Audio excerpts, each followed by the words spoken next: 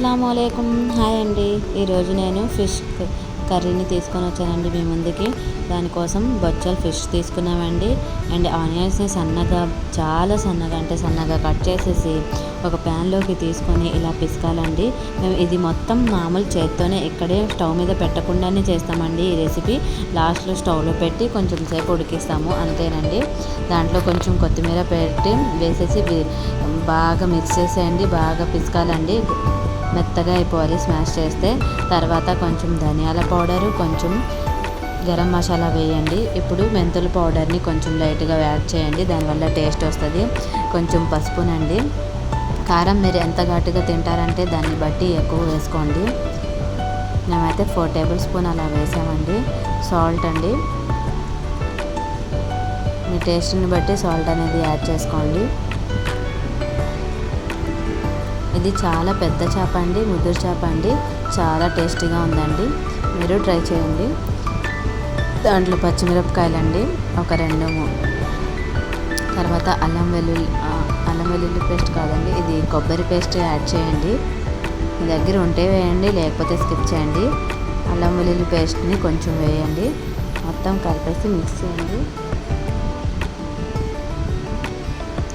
బాగా ఇలాగే స్మాష్ చేస్తూ ఉండాలండి, అలా వదిలేయకుండా స్మాష్ చేసి అలాగే వేసి కలపాలండి.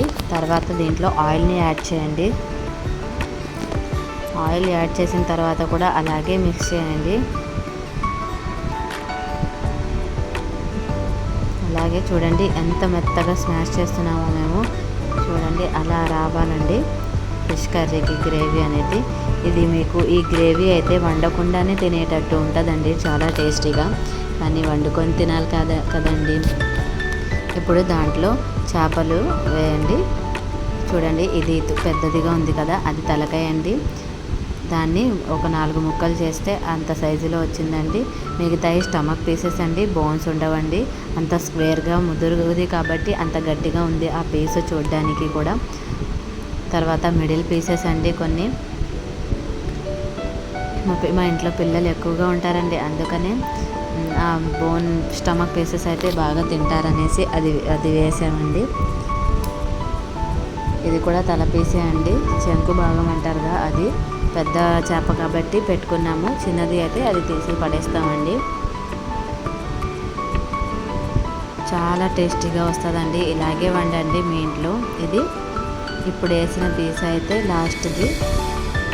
లాస్ట్ పీస్ అండి చేప కింద.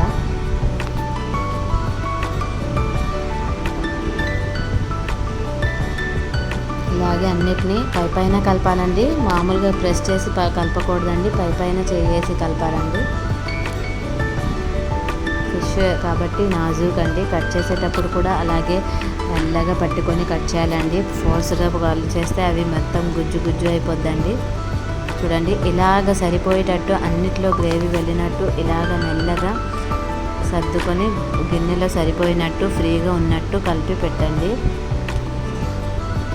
ఇలా పెట్టిన తర్వాత దాంట్లో కొంచెం వాటర్ని యాడ్ చేయండి.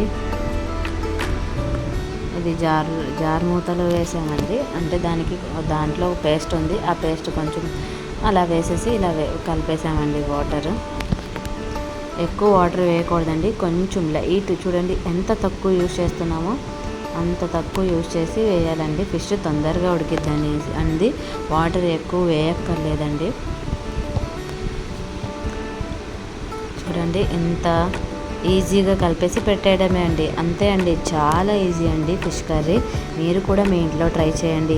నా ఛానల్లో ఎవరైనా కొత్త వాళ్ళు ఉన్నా నాకు కొంచెం హెల్ప్ చేయండి, సబ్స్క్రైబ్ చేయండి, షేర్ చేయండి, లైక్ చేయండి. ప్లీజ్ సబ్స్క్రైబ్ చేయడంలో, లైక్ చేయడంలో మీ ఒక్క నిమిషం కూడా వేస్ట్ అవ్వదండి. నెక్స్ట్ మీది ₹1 కూడా వేస్ట్ అవ్వదండి. అందుకని నా ఛానల్ని సబ్స్క్రైబ్ చేయండి. ఒకరికి హెల్ప్ చేయడం వల్ల పుణ్యమే అండి, పాపం అయితే తగలదు.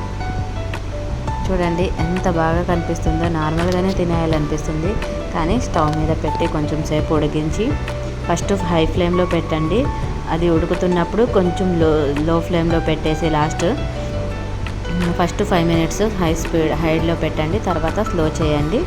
అంతే అండి. గ్రేవీ ఎంత కావాలో అంత చూసేసి స్టవ్ని ఆఫ్ చేసేయడమే అండి.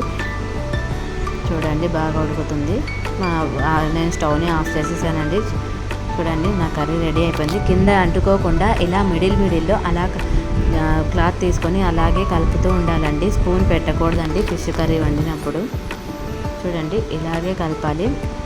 అంతే అండి. Thank you very much.